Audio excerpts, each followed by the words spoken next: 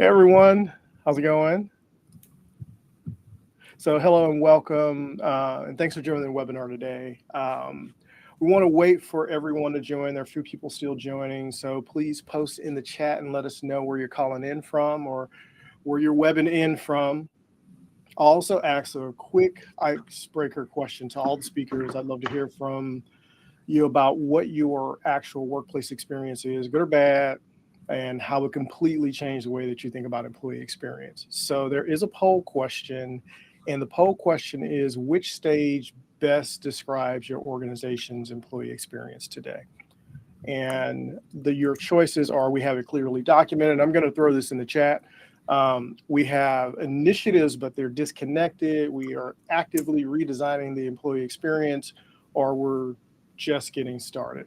So I'm going to go ahead, put that poll question in the chat, or let me just check the chat and see if it is already there. And it is not, so I'm going to paste that in the chat real quick. Looks like Emily is going to place that in there for me, if you can, Emily. Sweet, and she did, so we're good to go. So if you guys want to answer that question while everyone is joining, that would be awesome. So now that we're just like a couple minutes, past the start, I think most of the people looks like are joining. So hey everyone, welcome to the HR Game Changers series. This is a multi-theme, multi-episode series, and today is our 22nd consecutive month of the HR Game Changers series. We're going to discover how to build people experience playbook and how that connects with your teams and delivers, like a really awesome journey at every stage of the employee journey. If you will, have some of your peers join on the Go Profiles IO HR Game Changers website. We'll put that link in the chat for you, so you can go ahead, click on that, make it easy for you to share this out to folks. So make sure to tell everybody, and we're also going to have a Q&A at the end, so let us know what you think. And without further ado, we're going to go ahead and get into some introductions, starting with me. Hi, everyone. I'm Vernon Ross. I'm not your regular moderator. I am an executive in communications and AI strategist, and I actually sat on this webinar back in episode 19. So you may recognize me from that. And I want to make sure, because these conversations get really good and they get really interesting on the HR Game Changers podcast. So I'm looking forward to that. And joining us today, we have Kyria Allen. She's Associate Director in Organizational Communications at SiriusXM. Christina Frantum is Internal Communications Lead at Mercedes-Benz, and Jeremy Land, Internal and Executive Communications Leader, formerly from Iron Mountain. So we're glad to have you all here. And before we dive in, for those of you who are new to the Go Profiles webinar, we talk about, and Go Profiles is like a modern AI employee profiles directory hub with built-in employee recognition and rewards. So if you explore Go Profiles, they have a free plan. You can take a look at that. We'll drop it in the comments for you to check it out. And let's get right into what we're going to talk about today. So we have 5 discussion points that we're going to talk about today. And here's where we're headed. We're going to talk about how internal comms, employer brand, and L&D stop operating as 3 separate teams, which I'm sure you all have experienced. What consistent experience looks like from every stage, from a candidate to alumni, the tools and workflows that actually get HR, IT, and comms working together, how to personalize without losing consistency or fairness, and real examples of playbooks that move businesses, not just an engagement score. So for everyone listening, please post any questions, comments in during the chat and discussions, and we'll discover that during our Q&A time. So with all of that, let's get into the first question. So everyone says that employee experience is almost nobody defines it. So everybody kind of says what it is, employee experience, but nobody really defines it. What does a great people experience actually mean to you, and how is it different from just running like good HR programs? And who would love to start that first? answer to that question? I mean, I'll jump in. Yeah, we're a multi-generational workforce, I think, is where I would like to start. So the plant here in Tuscaloosa, where I am today, is 30 years old. So we have people who began with the company 30 years ago who have worked here the entire time. Their children have come on, and now their grandchildren up through some of our high school and early college programs are here at the company. So that doesn't really account for the global Mercedes, but just for what's happening right here. And so when you have the different people who are there, it just makes a really interesting kind of complex user and sort of employee experience going forward. So our programs, just to kind of drop in, and I'll just say, to answer the question, we have great initiatives, but they're a little bit disconnected. That's happening for us for sure.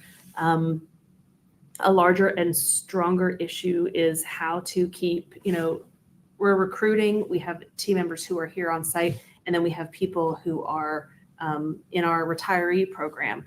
And so having to map all that is a huge challenge. So I'm really excited today to share a little bit about what's happening at Mercedes. If you want to put some questions in the chat while kind of the other speakers are talking, we'll speak to some things directly.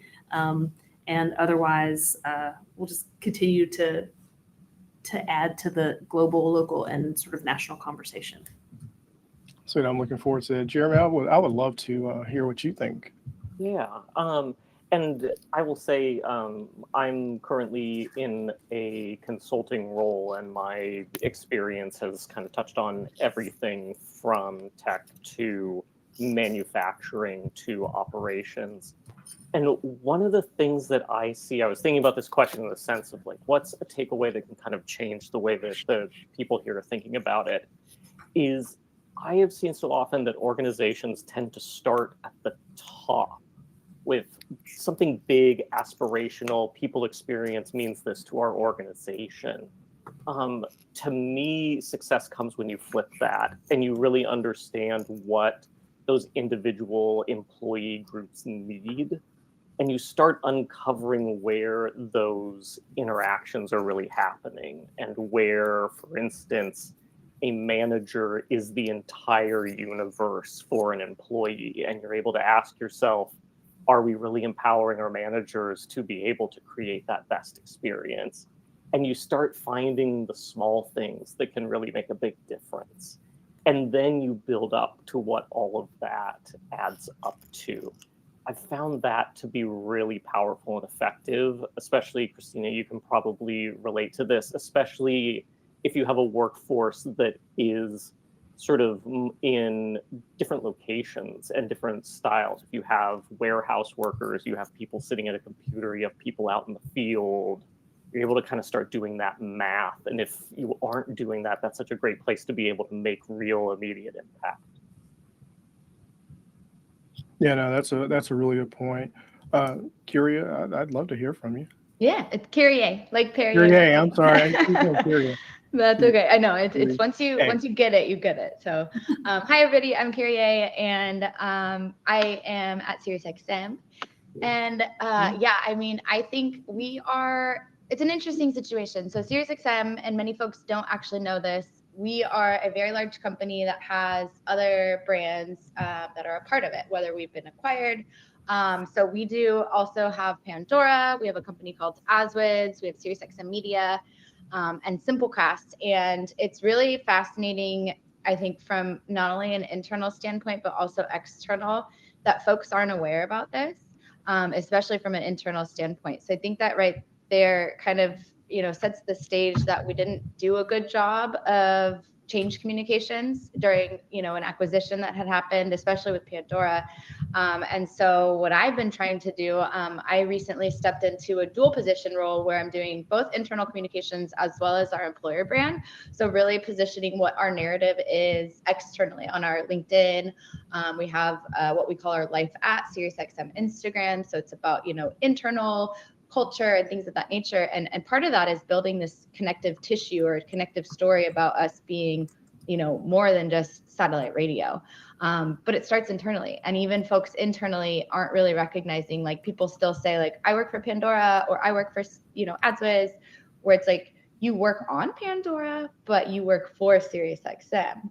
And so, really creating an employee experience where everybody feels inclusive of the entire company, but also representative of that brand that they might be working on. And it definitely poses a challenge, I think, because, our company name shares the name as our flagship product as well. And so a lot of folks kind of feel a little bit isolated if they're not on the flagship product. So really trying to kind of connect the dots and bridge that gap for both our internal employees, and then be able to, again, communicate that story outwards is a large initiative that we're doing right now. And it's funny because, the acquisition happened years ago, but we're still facing the challenges. So I think that just goes to show like how important change communications is as well, especially when it comes to something of, so large as an acquisition.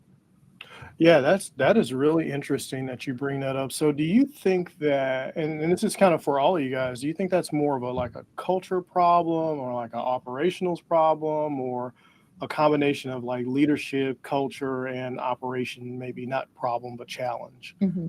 I'll jump in. I think it's a combination of all three. You need leadership to be able to kind of set the stage and that foundation, but you also need, your people's teams, the employee experience team, to be able to it should be this celebration, really. It's like, we just acquired this company, we're merging teams. And a lot of times I think that folks think mergers and acquisitions can be a negative thing because they tend to lead to layoffs and things like that. And unfortunately that does, tend to happen. But at the same time, it could be an exciting environment where, there's new opportunity. We're bridging together two major companies. And what does that look like? What does it become?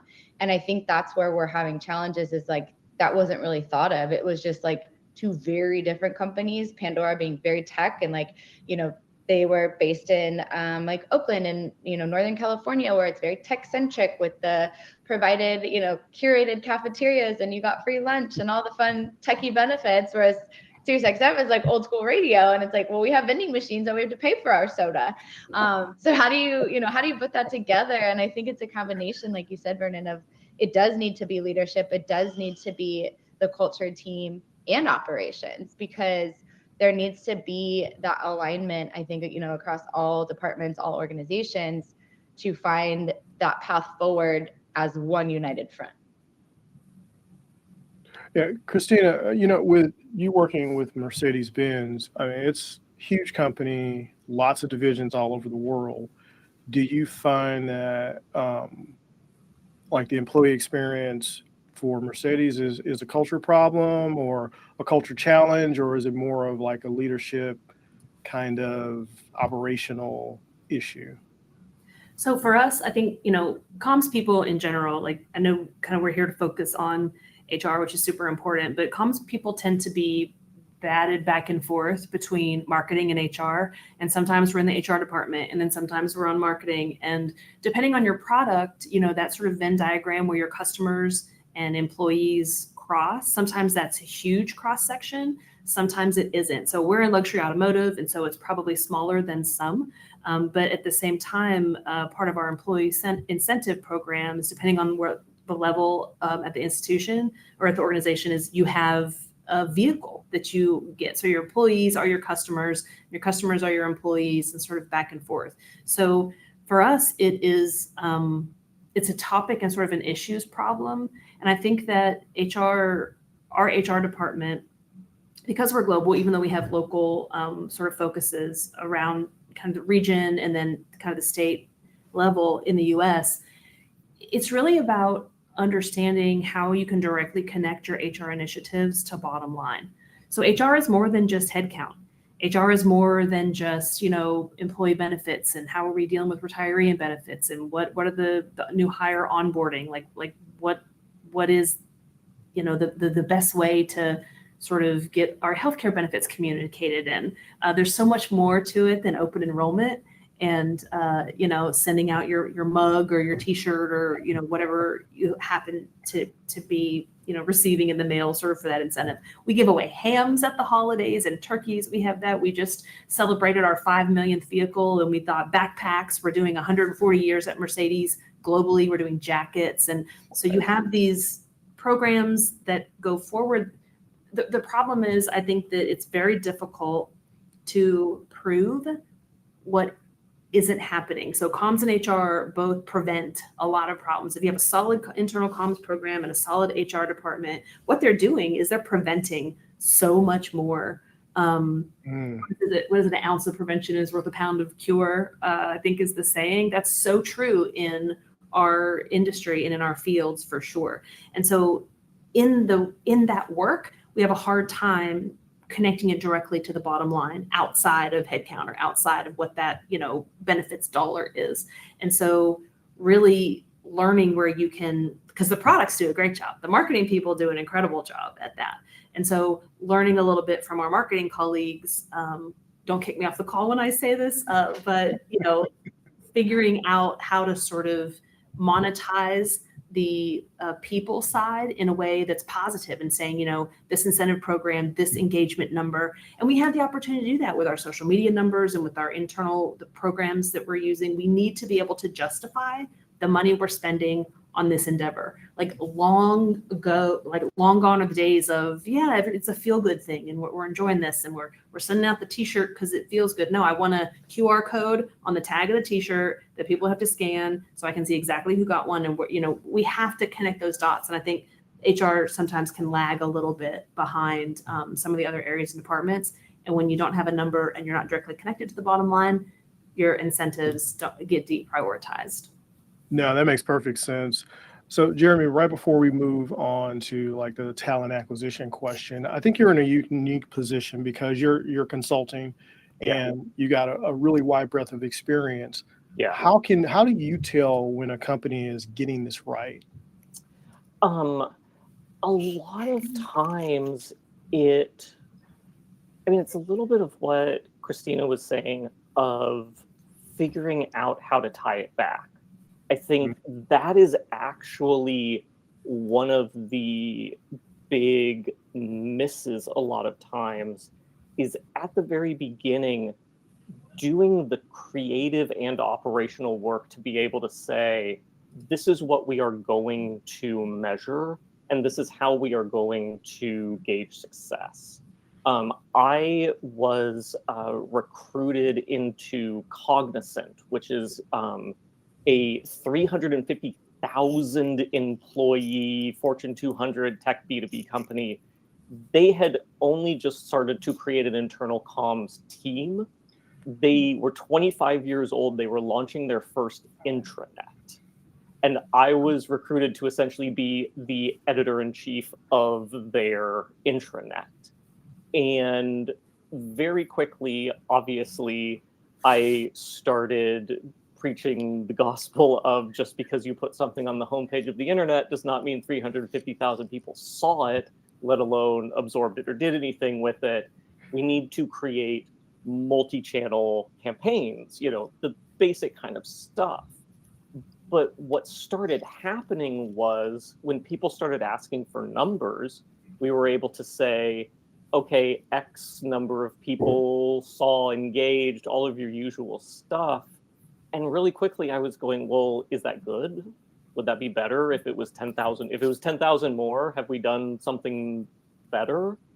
And I created benchmarks, but I also took the time to actually create a quarterly communications survey program. It was essentially NPS specific to communications. It went out to a quarter of the employee base each quarter, so we weren't spamming people with surveys. And the key question in there was always, I have a better understanding of the company strategy and how my work contributes to it because of communications. Mm-hmm. And that became the benchmark that we could go back to leadership and say, this is how we are moving the needle. it also became a way where if we had an initiative coming up, I could put a question into the survey and get a baseline and then follow up again and be able to see how it moves.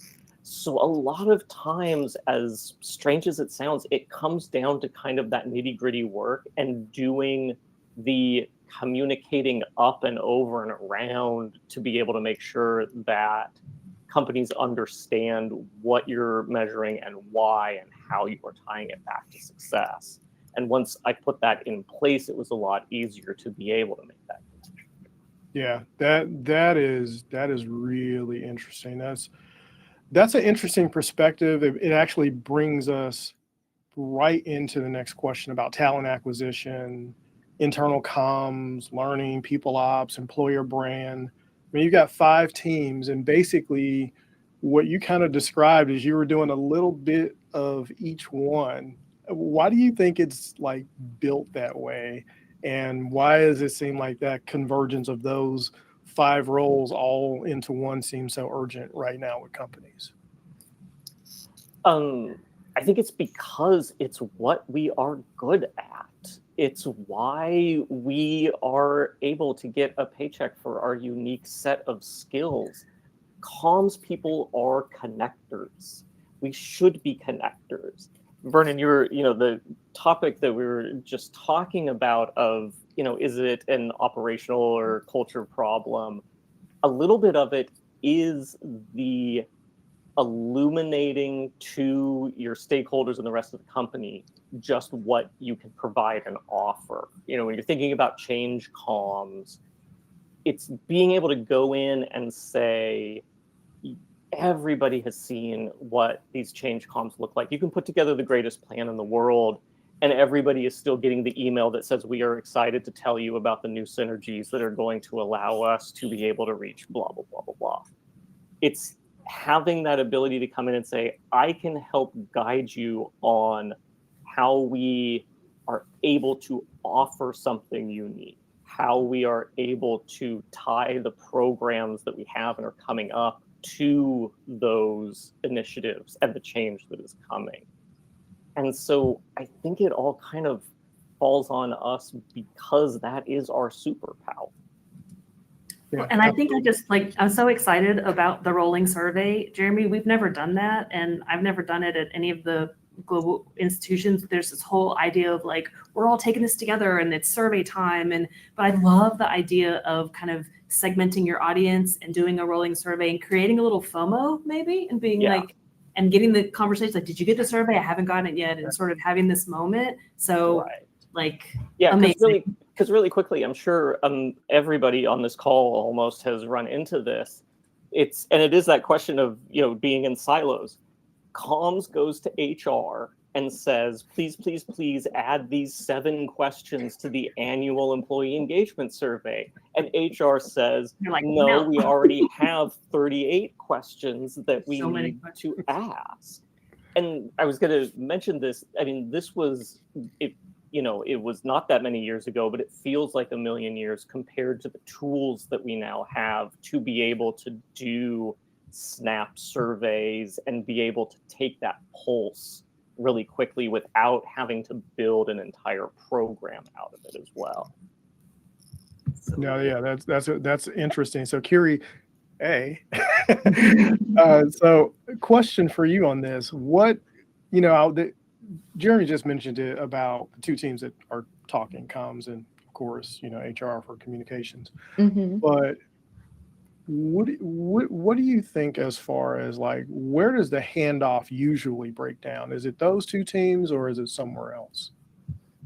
The handoff for those communications, like with the rolling survey thing he was talking about, and or like the employee engagement survey, and you want questions included. Where do you think the breakdown happens between the different teams that want to include their information in those surveys? Yeah. I mean, it's obviously a very hot topic. I think, as Jeremy and both Christina were saying, we're also guilty of having that once a year annual survey. And I think it's interesting because it really needs to be a collaboration. I feel like not just where I'm at, and probably it goes for a lot of people on the call, you tend to end up getting into silos, and not by anybody's fault, but it's just like, we're creatures of habit. We know we need to get done what we need to get done. Everybody's so busy. Everyone says they're so busy. Oh my God, I'm going from meeting to meeting. And we have to take a step back and remember, like, okay, well, we're all a part of one team. There needs to be partnership. There needs to be collaboration. And how do we make sure that we're executing against that? And I think it really just kind of comes down to, creating those relationships, making sure that you're not only building upon them, but nurturing those relationships, keeping them live, keeping them going. So that way, when you do kind of need a favor, in a sense, you know who to go to, and to be able to, lay out that framework of why it is so important to be able to include X, Y, and Z questions in that survey, because, not everyone might have that luxury like Jeremy had to be able to do a kind of a rolling survey. I know we would get shut down with it. They'd be like, nope, we already have too many things going on. However, something that we did that was like a very new experience and a little different, and we actually had the most successful participation rate this last time around for our engagement survey. We created an internal brand. We made an experience about the survey. It wasn't just, hey, share your feedback. We want to know X, Y, and Z. We created, I proposed, like, instead of just sending out one, invite email, it became a calendar invite. And so that way, and it was, free, but it was like a 2-week time span, I think, that we had to be able to take the survey. People go into their calendars for whatever meeting they're looking at. And at that top is that reminder, SiriusXM survey, make sure you take it. And I don't know, I think it helped. And then we did a continuous, kind of nudge here and there on Slack. And we had a full-fledged campaign communication strategy around making sure that people were taking it. We also utilized our leaders as well, because it shouldn't be just a one-way communication message. It shouldn't just be coming from the comms team. It needs to come from the leaders. We want the leaders to communicate with their teams and be like, hey, I'm the leader of marketing. You guys, I really want you to take the survey. I've already taken it, set that stage, set that example, because people will follow suit from their functional leaders as well. Yeah, I think when you talk about those type of experiences, it's part of the journey, from as people are coming into your respective companies as a candidate all the way through a retiree as an alumni. All of those little moments that happen, like with sending out the backpacks and the ham. I'm kind of jealous of the ham. That's a turkey too, or if you don't partake, we do a gift card. So we try to hit right on all cylinders. Yeah, that's a pretty awesome incentive, and those type of moments really pull things in when you start talking about employee experience overall. Which of those types of moments do you think, and this is of course for all of you, quick answer, what do you think carries like the most long-term weight with employees? And I've got a follow-up for each of you on that one. Yeah, I mean, I'll say just directly, it has nothing to do with what you give. It's, are you listening to them? And are you actually taking the time to go back to the basics and ask your employees what they want? We can give out all the turkeys at Thanksgiving. If nobody wants a turkey, we got a truckload of frozen turkeys. Or everyone takes one and they're fussing about it and then no one likes it. So I think that a lot of these incentive programs, corporations and executives, not my executives, of course, because they're amazing and they don't make mistakes and they're perfect. But some people's executives potentially are really problematic because they just want to dish out these incentive programs and they say, oh, we know what our team wants, and I know what I wanted when I was in that role or back when I was working, etc.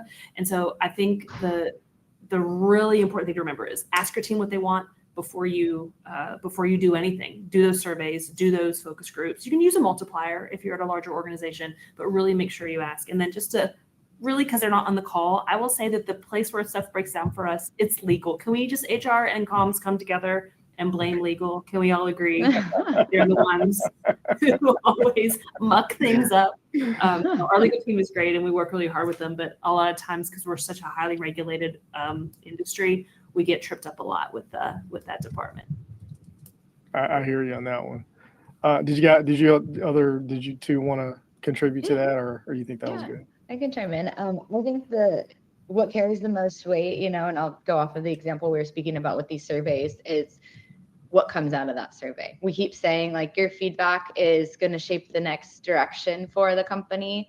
Well, what does that mean? What does that look like? It was like communication, survey, take my survey. And then all of a sudden nothing, crickets, you know? So I told our org culture team, I'm like, hey, we need to give a, like, just kind of nudge folks, like, just so you guys know, we're working behind the scenes really hard and we're collecting all this data to be able to extract and, you know, make forward new directions as far as like what feedback has been given. So just the transparency, I think, is really a huge component of what people appreciate. And with these surveys, you know, as the example, I think after all of the analysis is done, after the data dumping and, you know, coming to terms, providing and sharing what is going to change or what is going to happen based upon all of this feedback. Super critical. Yeah. Yeah. I agree Absolutely. 100%. Yeah. Do you guys think And that? I think, I'm sorry. Go ahead, Jeremy. oh no, I was just going to say really quickly, I think that it's really easy to feel like that needs to be some kind of giant change, when a lot of times as communicators, we can help our stakeholders see that an upcoming program or a small change to a program allows you to connect the dots to say, you asked for X and we have heard you. And this is an example of how we are changing that. So a lot of times it's something that can become much more manageable. And Vernon, to your question, I was going to say really quickly, to me, a huge opportunity is the onboarding. Is essentially the first is from the offer letter signed to the first 3 weeks. How intentional and how thoughtful is that program? I have joined companies, probably all of us have, where you get sent stuff about the company. It's putting the company at the center when it's a moment to really think about what that person needs to get off on the right foot. And that's a place where comms and HR can naturally collaborate. And so you're building relationships at the same time. Yeah, no, that's actually a good segue. Not into like the playbook area where I want to move us to next, but I do wonder how with hybrid work and AI being a part of everyone's workplace now, how it's changed that candidate journey, at least in your eyes, if you've seen a big change in it or if you've seen a big shift. Yeah, absolutely. We've got a lot of, different entities are part of the Back to the Office initiative, kind of that post-COVID organization and moving folks around. We have entities across just the global stage. And so for us, it's wonderful because time zone math, even when you're just scheduling a meeting or working out how to collaborate is tricky, but also too some of the AI tools that we're a Microsoft Office Enterprise organization, so Copilot is our weapon of choice, I'll say, and we just really have seen amazing, not just productivity, but also sort of certainly with translating. My German's okay; it's not amazing, but having a time translator on a call when you're speaking with someone from South Africa or someone from Mexico or even someone from Canada, not gonna lie, sometimes the accents are tricky, or someone living in Alabama like I am, speaking of accents. But the note takers and the processing of that sort of in-time data and information has been really, really great. What has happened across corporate, not just at Mercedes, but at other institutions, I've noticed that sort of the removal of the administrative assistant level, which can be challenging with some executives and as you move up, because that really takes hours out of your day when it comes to just strategic logistics and organizing and even just scheduling a meeting.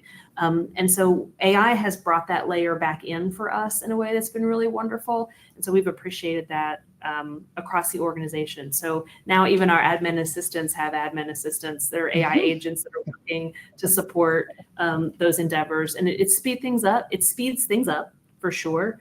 And what we say, I tell myself not to do these corny car analogies on these calls, but I'm going to do them anyway. I want to hear a car analogy. I come by it honest, but AI is a speed tool, right? And I think experience is what makes speed safe. So if you hand somebody a race car that just got their license, they're not even going to be able to make it one lap. If you give it to somebody who's been driving a while, they might have some fun and get around the track a couple times. But if you give it to Kimmy or... Oh, and technology wants to interrupt. Always, always, always. Oh, Experience makes speed safe. That's the note. there we go. That was perfect. You blinked out on us there for a minute, but that does lead me into the next question, about, being very specific and a little strategic on this call. Is, what actually goes into your like employee experience playbook, like stuff that people can take with them, and like the things that should go in every playbook, just like a quick one from each one of you, because I think people really want to know, like, what should go into this employee experience playbook. It's a great question. I think there's so much that can go Right. into a playbook. And I think it's very dependent, obviously, on what your overall objective and goal is. And especially, I think Christina had mentioned earlier too, like sometimes internal communications does sit like in a people or, an HR segment, whereas other times I've been in a marketing team, like I've been on the marketing side or sales even and stuff. So it kind of just really is dependent, I would say, on where you lie. But I think, to give one example, I would say visual communications. If you've been with me before, you've probably heard me say this, but I think creating an experience for your internal workforce, just the same you would do for your consumers and your, customers, your fans, whatever, you need to create that experience internally. We want our internal staff to feel like they are a part of our brand and like feel very cool and like exclusive.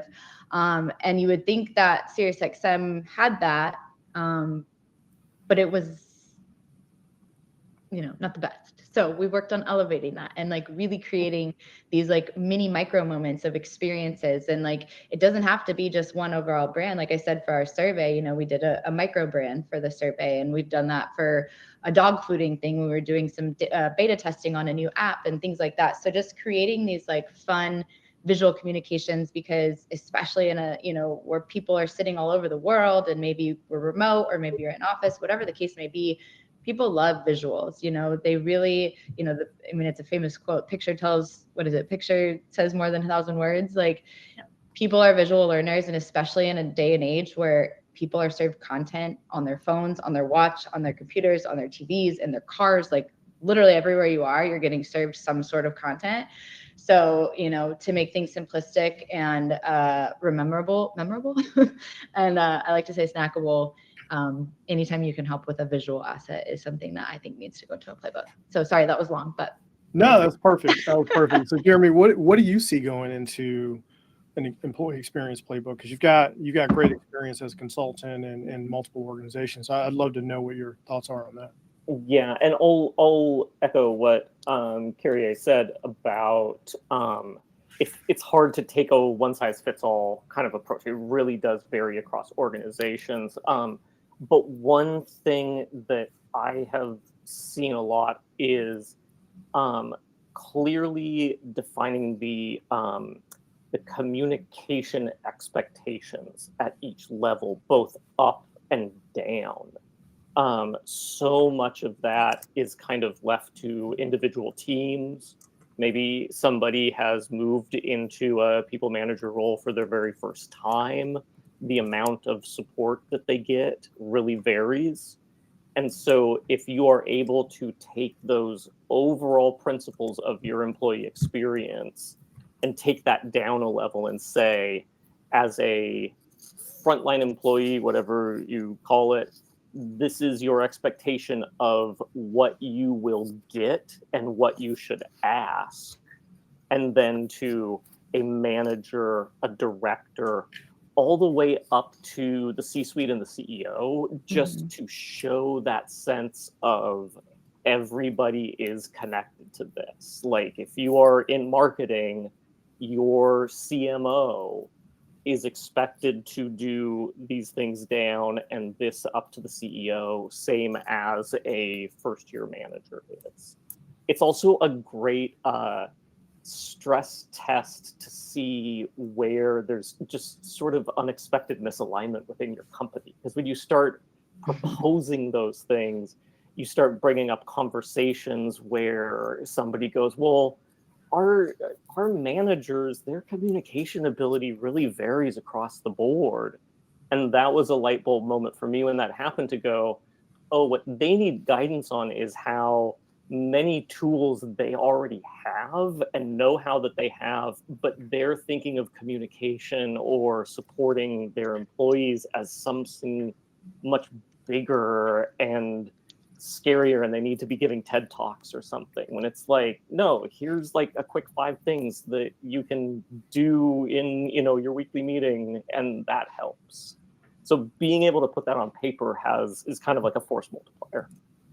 And any playbook or toolkit that you have, I think the key, Jeremy mentioned already that channel management is critically important. And that's really true. But I think that our job as the HR comms sort of dream team is that we need to create choice for our employees at every touch point. So your touch point should definitely be data driven, and you should be doing what they ask. We kind of talked about that already, but you have to understand that no one person, no one employee has a static experience, not even across their own time as an employee in your organization. People add family members, they get divorced, they have, people who are born and die in their lives, they have professional development opportunities, they have career changes, even within your organization. And so no one is going through this process in a static way. So creating choice is really critically important as you go forward. You don't want to box people in. You don't want to be lazy really in what you are offering. So I think definitely no more executive TED Talks. Like, I'm so tired of those. We do lots of video messages. We like to communicate with our employees briefly and often, because even though we have a frontline contingent who have very strict schedules and a limited attention span, our desktop workers don't want to sit in front of a 20-minute, rambling about a topic or an issue. So you want to have a toolkit home base, or we use our intranet, like Jeremy also mentioned earlier, so they can gather, there's all the information there, but everything points back to sort of that parent document or that main document that has all the information, and they can access it however they want. If you want to watch a short video that gets the points, if you want to download something, we have team members, bless their hearts, as we say, who are still printing stuff out because that's how they consume things better. There aren't very many printers around here anymore, so you'll have to work hard to find one. But the screen, the text on the screen is getting smaller and smaller. And sometimes people just want to sit and get off of a screen and read something. So you really need to make sure that your toolkit and that your playbook, whatever you build, that you're creating choice with what you're building and not limiting it. No, that's really a point. I think all of you have brought up, basically, you want to make sure that you're setting expectations for how you're going to define what the expectations are at each level of communication.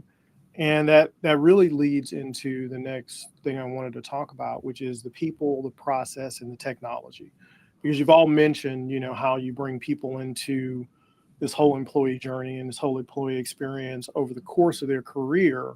And of course, there's going to be a lot of process around that for who gets communicated with and how and at what level, and the amount of detail that you spend with that. And of course, pulling in the technology, because that's going to manage every aspect of that.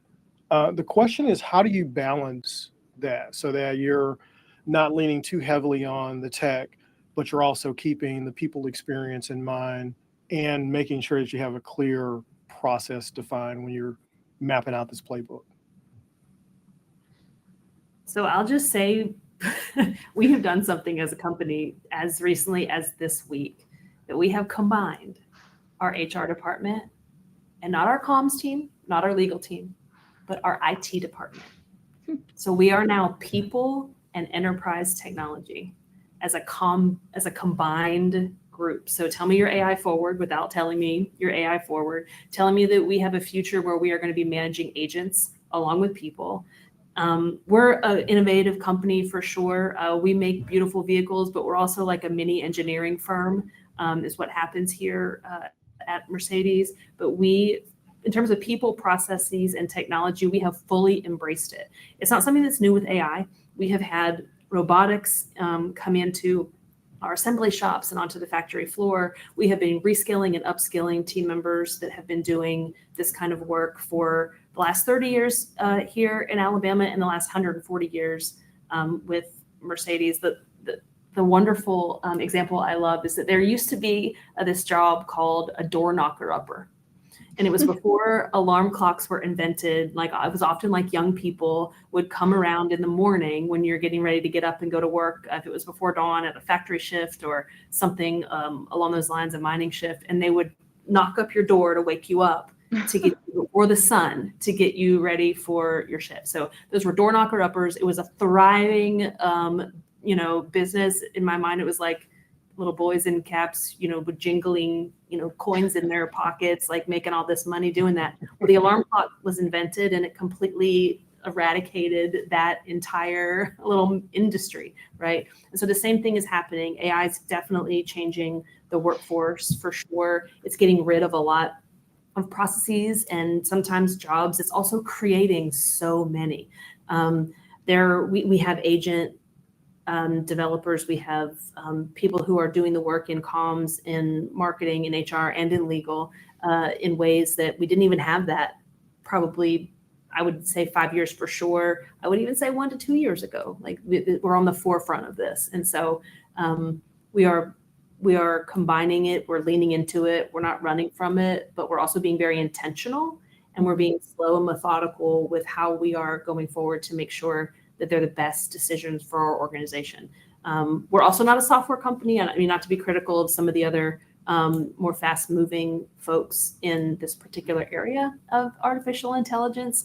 We haven't had to do that because we make physical products, but it's certainly laced into absolutely everything we do and will be doing over the next decade.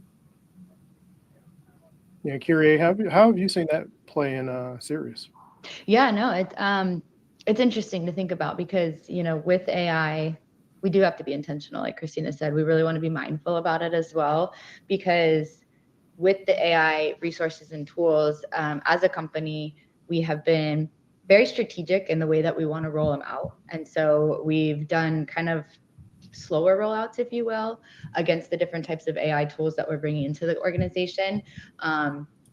And as an example, right now, our people and culture side are working on this whole job architecture program. And it's been something that has been voiced by our team members many times over. People want to know about career pathing. They want to know how to level themselves up. How do I know what skills that I need to become to the next level?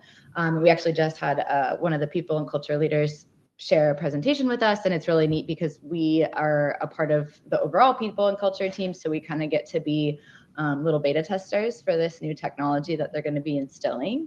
So it's really fun. I'm excited. I don't know too much about it yet, but basically it sounds like we're going to be using AI to build out an entire skill set, and it's kind of about internal mobility, so it can basically have a whole arsenal of skills.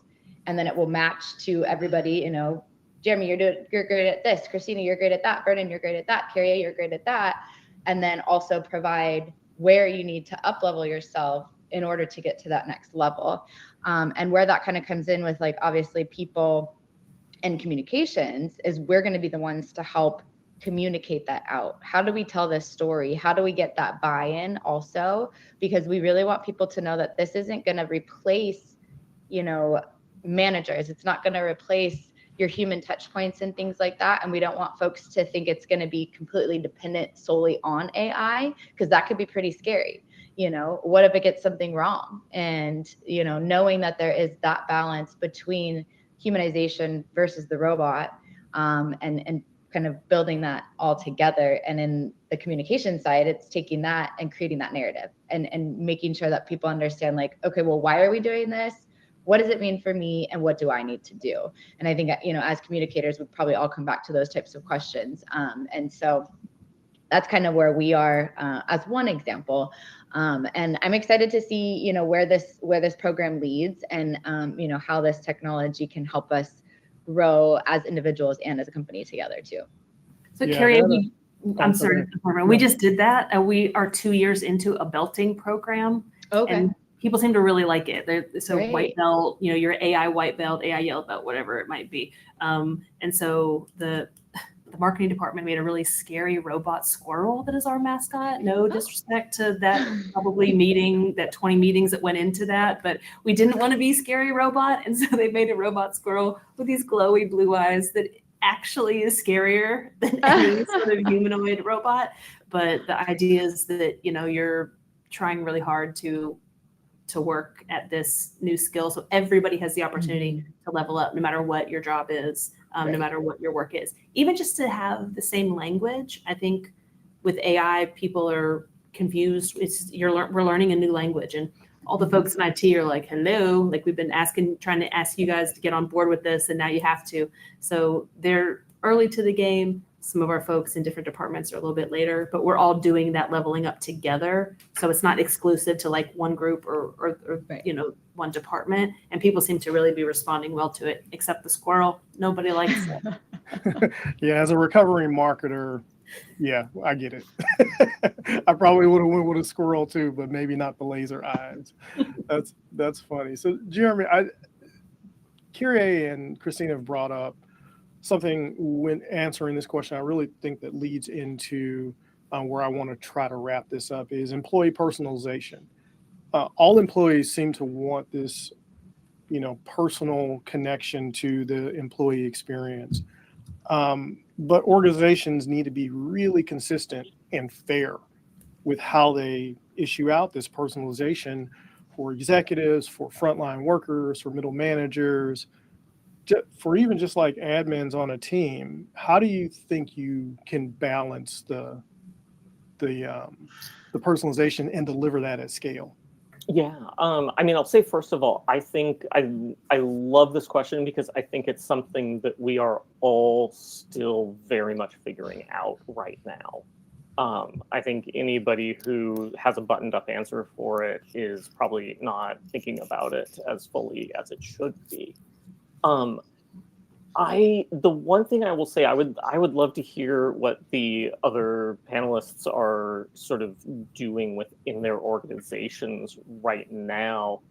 But one thing that maybe I'll say isn't being thought about as much is, and it comes back to the comms piece, because that's where, my true passion is stop treating managers as part of a cascade or as part of leader comms.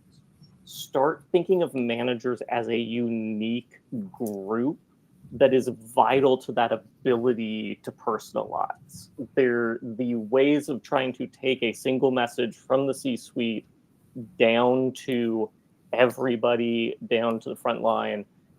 Those days are over. Even if you could do it, it's not how you need to be communicating and thinking about that. So it's that moment where you start to think about the what's in it for me, and being able to help managers think about themselves in a different way. But how you start to parse all of that out, I think we're all figuring that out. Mm-hmm. Mm-hmm. So we're really fortunate because we have in the US, we are a foreign trade zone. And so our whole plant, our big plant with all 10,000 people who are here, and our plant in Carolina and some of our other organizations across our physical organizations, there's a big gate that wraps around. Everybody has an ID card. You have to enter and exit because of the laws around the foreign trade zone. And so we are personalized with a number and identifying information that has to connect to a system because of trade laws. And we've been that way since the jump. And so we are always personalizing and in every possible way. So when I signed in to my computer, it's like, good morning, Christina. Like, hope you're having a great day. How do I connect you? And that happens not just at my computer, but that happens at different entry points all over our property. So it's important, it's critical, but it's also creepy.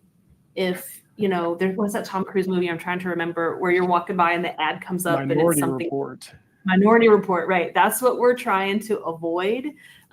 So we have opt-in and opt-out at different stages, but we're also a very physically and culturally open company. And so we are releasing, the personalization has been adopted. It's kind of fun and wonderful.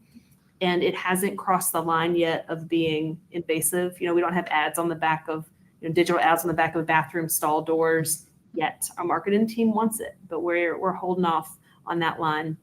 And so personalization for us is exciting because it helps keep things kind of moving. But we have the ability to do that because we have the data and the infrastructure because of our foreign trade zone status. Nice. Well, cool. We are rolling up to the top of the hour, which went by way too quick. I've got plenty of stuff to continue to ask you all, and haven't had a chance to do any real follow-up, but I do want to move to our Q&A so we can get a couple of questions in from the audience here. So one question, actually, Christina, that came in for you, that was from Yuli Grossman, and I'm going to throw it in the chat so you can see it, because it's not a super long question, but I do want to make sure that you get it. One sec. Sure. Okay, there you go. So basically, Yuli asks that he often sees big corporates where leaders in HR focus heavily on employees, but the overlooked, the real environment employees live in, like the before and after work hours. Do you see value in training executives to notice those patterns, and how would you actually move productivity and revenue? Mm-hmm. So that's a great question. And the answer for us, because we are a multi-shift organization, we have comms that's happening all across the clock. So we have, we understand that we have door-to-door communications with our team members, but also when they are at home is often when they dive in, with their families, the benefits information and stuff that they really aren't kind of diving into when they're on site or when they're in the workday. And so we have a 24-hour comms focus that's segmented by topic. And we do that through our employee app, which is really wonderful, and the other resources that our team members have access to. But we don't, we have a day shift, we have an evening shift. Sometimes we're running 3 shifts. When people are buying Mercedes, we have more of a demand, of course. And so for us, we really have that sort of circular conversation about it, all the way down to like, when are we sending out a push notification that's going to ding on the app? You don't want to send it too early because you don't want to wake people up who are on night shift, and you don't want to send it too late because you don't want the day shift folks to already be home. And so we are constantly paying attention to that. And it's so interesting. Our executives who come up out of different sides of the organization have a different sort of proclivity when it comes to which part of that they pay attention. If they've worked production and they know what it's like to be getting up for a night shift, or if they've had to be at the 6:15 a.m., line start, they're really, really careful with how they organize it. If it's somebody who came up through the admin or the sort of engineering side, they're a little bit less understanding. And so we work with everybody to really make sure that our employee experience is guarded, and we're not touching folks unless it's intentional. We have data to support it, but we're door to door when it comes to what and how we communicate with our employees. No, that's perfect. So as in the little bit of time that we have left, I would like to get like your 30-second, like what's a takeaway you'd love to leave the audience with that you didn't get a chance to say on this call today? I can jump in. I think it's all about curating to your audience. Nowadays we don't know how people digest their messages, and really making sure that if it is like a large widespread audience, you're utilizing the different kind of tools and mechanisms that are available nowadays for folks to be able to digest it in the way that makes the most sense to them. So I think, audience curation, messaging curation, and really it just comes back to tailoring it, because people want to feel like they're being spoken to, on a customized, individualized basis, which you can't do. You can't please, the masses, but we can try our hardest, obviously. And making sure that you have a communications foundation and a foundation where you can use multi-channel strategy, and making it feel like, quick snackable things that you need to get across quickly. It could be on a Slack or something similar to Slack. If it's something that is resources and tools, it would live on your intranet. If it's a major company update via email, obviously we're in our ways, we have to use those tools, but how can we also be innovative? Are there different types of functions or avenues that we haven't thought of that we can, communicate to team members, but also not just communicate to them, but also allow them to communicate back or share, different things with each other? How can we make them feel involved as well too? So thinking about ways to get team members, kind of hand them the mic, if you will, as well. So I know that's kind of a lot, but I think it's so difficult, I think, to put things in a nutshell, which is funny because that's what our jobs are here to do. No, I hear you. And Jeremy, I'd love to hear from you to close us out. Yeah, it's kind of similar, which is be relentlessly employee focused. Take everything from the we to the me. And I know that's hard to do. I like to say, Apple has made a frictionless customer experience look so easy. And the only thing that's easy about it is the fact that nothing is easy about it. But if you are able to be that voice in the room who is putting on that gut check of, is this something that we want to tell people, or we want people to use or experience or do? Or is this something that is solving a problem for them, making their work easier, helping them see how their day-to-day work is contributing to the big picture? Then you are advocating for the power of what you do as a professional while also growing the employee experience for your company. Awesome. I think that's a good place to leave it. I do want to make sure that we let you all know that the next episode is coming up, episode 23. Got some amazing guests coming up on that episode. Thank you all so much for jumping in today. Oh, I think we lost Christina. But thank you all for jumping in today and contributing so much to this conversation. It's been amazing. I'm sorry we did go just a little bit over. This is just a good conversation. So that happens when that happens. But thank you all so much for coming on. Make sure you sign up, check out the next HR GameChangers on LinkedIn, wherever you're seeing this at. Make sure to subscribe. There's some really cool conversations in here, and we're covering a lot of good stuff. So thank you all for showing up and contributing so much good information, and there's so much stuff to share. So looking forward to hopefully seeing you on another episode. And this one was great. You'll be able to see the replay. So check your emails if you haven't signed up. And if you didn't sign up, go ahead, sign up, and you'll get the replay anyway. So thanks, guys. I appreciate you coming on today. Jeremy, Kyrie, really appreciate it. And Thanks, Christina, Brendan. I'll see you in the recording. Thanks, everyone, Thank for you. joining. Thanks, everyone. Thanks, Brendan. All right. Bye. Thanks. Bye-bye.